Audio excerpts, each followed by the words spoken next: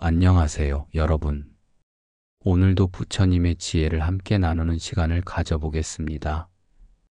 먼저 여러분께 질문을 하나 드리고 싶습니다. 왜 우리는 원하는 걸 얻어도 만족하지 못할까요? 왜 욕심은 끝이 없을까요? 잠깐 생각해 보세요. 우리는 돈을 더 많이 벌면 행복해질 거라고 생각합니다. 좋은 사람을 만나 사랑받으면 충분할 거라고 여깁니다. 더 많은 인정을 받으면, 더 좋은 물건을 사면, 더 높은 지위에 오르면 그러면 만족하고 행복해질 거라고 믿습니다. 하지만 현실은 어떤가요? 원하던 걸 얻어도 잠시뿐입니다. 곧 또 다른 갈증이 찾아옵니다. 더 큰 집을 사면 더 좋은 동네가 눈에 들어오고 연봉이 오르면 더 높은 연봉을 바라게 됩니다. 사랑하는 사람을 만나도 불안하고 인정받아도 더 많은 박수갈채를 원하게 됩니다. 부처님께서는 이런 말씀을 하셨습니다. 탐심은 불길과 같아 더 태울수록 더 크게 번진다고 말이죠. 오늘은 바로 이 탐심, 즉 탐욕을 다루는 부처님의 지혜에 대해 깊이 있게 살펴보겠습니다. 왜 우리의 욕심은 끝이 없는지, 그리고 어떻게 하면 이 끝없는 갈증에서 벗어날 수 있는지 함께 배워보겠습니다. 불교에서 말하는 탐심을 제대로 이해하기 위해서는 먼저 삼독에 대해 알아야 합니다. 삼독이란 탐심, 진심, 치심을 말하는데 이는 모든 괴로움의 뿌리가 되는 세 가지 독을 의미합니다. 그 중에서도 탐심은 단순히 뭔가를 갖고 싶어 하는 마음이 아닙니다.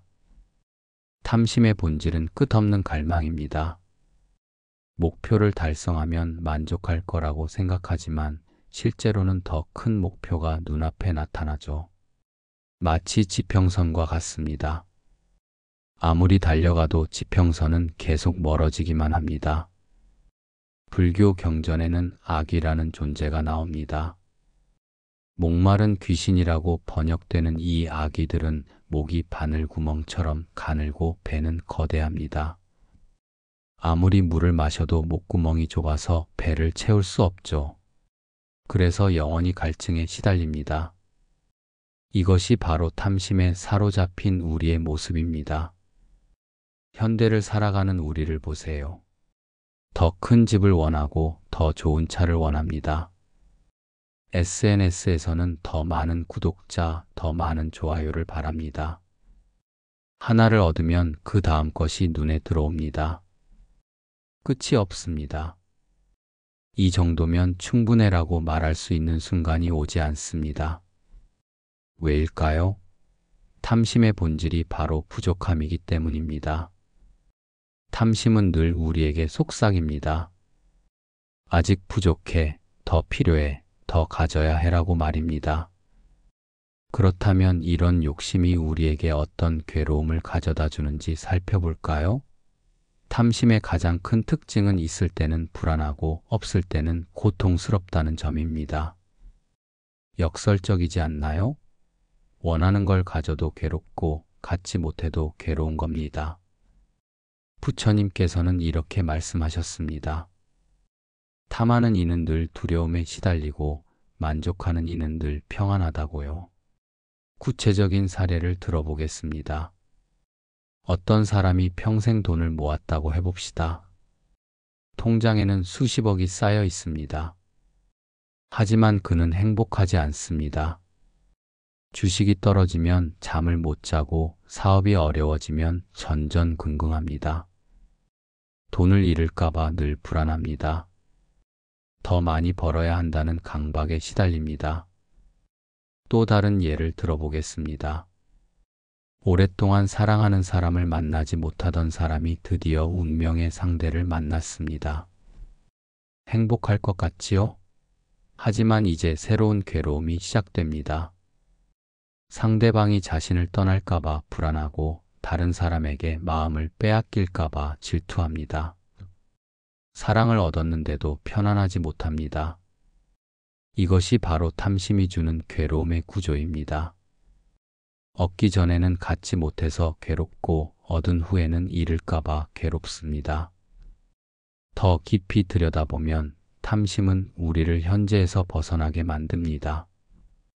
아직 얻지 못한 것을 생각하며 미래에 매달리거나 이미 잃어버린 것을 그리워하며 과거에 붙잡혀 있습니다. 현재 이 순간을 온전히 누리지 못하게 만드는 거죠. 탐심에 사로잡힌 사람은 늘 만약에를 생각합니다. 만약에 이걸 잃으면 어떡하지? 만약에 더 좋은 기회가 오면 어떡하지? 이런 생각들이 마음의 평안을 빼앗아갑니다. 결국 탐심은 우리를 행복에서 멀어지게 만듭니다. 역설적이게도 더 많이 가지려고 할수록, 더 큰 행복을 찾으려고 할수록 우리는 불행해집니다. 그렇다면 부처님께서는 이런 탐심을 어떻게 다루라고 하셨을까요? 4가지 핵심적인 방법을 알려주셨습니다. 첫 번째는 무상의 통찰입니다. 부처님께서 가장 강조하신 것은 모든 것은 변한다는 무상의 진리입니다. 우리가 집착하는 모든 것들, 돈, 명예, 사랑, 건강, 젊음, 이 모든 것들은 영원하지 않습니다. 반드시 변하고 언젠가는 사라집니다. 이 진리를 깊이 깨달으면 집착이 줄어듭니다. 손에 모래를 쥐고 있다고 상상해 보세요. 꽉 쥘수록 모래는 손가락 사이로 빠져나갑니다. 하지만 손을 살짝 펼치면 모래가 손바닥에 머물러 있습니다. 집착도 마찬가지입니다. 꽉 붙잡으려 할수록 우리 손에서 멀어져 갑니다. 무상을 깨달으면 어차피 변할 것이라는 체념이 아니라 지금 이 순간을 소중히 여기자는 지혜가 생깁니다. 두 번째는 만족의 실천입니다. 부처님께서는 만족은 가장 큰 재산이라고 말씀하셨습니다. 지족이란 족함을 안다는 뜻입니다. 내가 지금 가진 것에서 충분함을 발견하는 것이죠. 많이 가진 사람이 행복한 것이 아닙니다. 자신이 가진 것에 만족하는 사람이 행복합니다. 하루 3끼를 먹을 수 있다면, 비바람을 피할 집이 있다면, 건강한 몸이 있다면 이미 우리는 많은 것을 가진 겁니다. 지족을 실천하는 구체적인 방법은 감사입니다. 매일 밤 잠자리에 들기 전 오늘 내가 받은 것들에 대해 감사해 보세요. 작은 것부터 시작해 보세요. 세 번째는 보시, 즉 나눔의 힘입니다.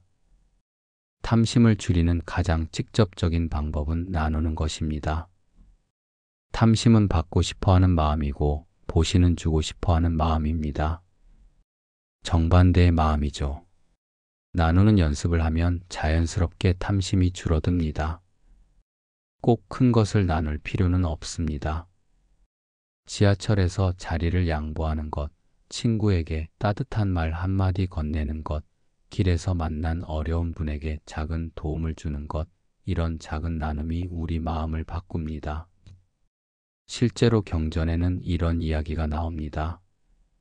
가난한 할머니가 마지막 남은 쌀 한 줌을 스님에게 보시했는데 그 순간 느낀 기쁨이 어떤 부자가 큰 절을 지어 바친 공덕보다 컸다고 합니다. 왜 그럴까요? 나누는 순간 우리는 부족하다는 마음에서 풍족하다는 마음으로 바뀝니다. 줄 수 있다는 것 자체가 이미 충분히 가진 증거니까요. 네 번째는 명상, 즉 마음 관찰입니다. 욕심이 일어나는 순간을 놓치지 말고 바라보는 훈련을 하세요.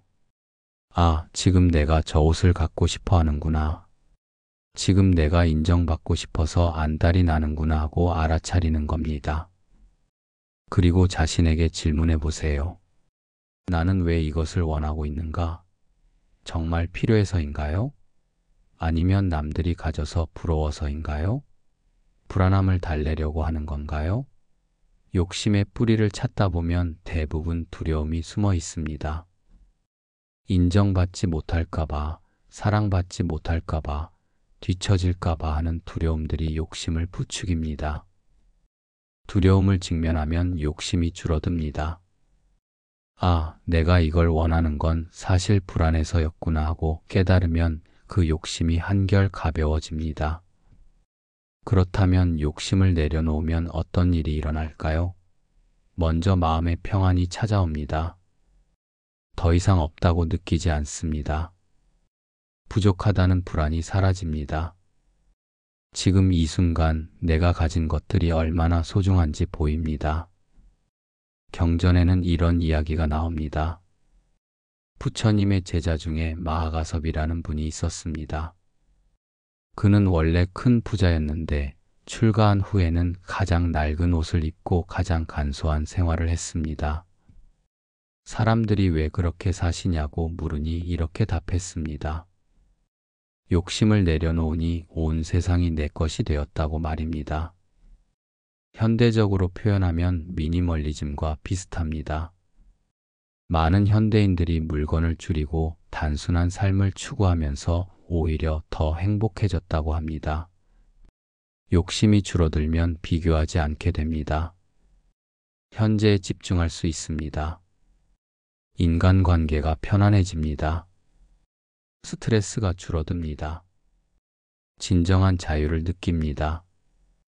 무엇보다 선택의 자유가 생깁니다. 욕심에 이끌려 사는 것이 아니라 내가 진정으로 원하는 것을 선택할 수 있게 됩니다. 돈 때문에 하기 싫은 일을 억지로 하지 않아도 됩니다. 남의 시선 때문에 가면을 쓰고 살지 않아도 됩니다. 내 마음에서 우러나는 진실한 삶을 살 수 있게 됩니다.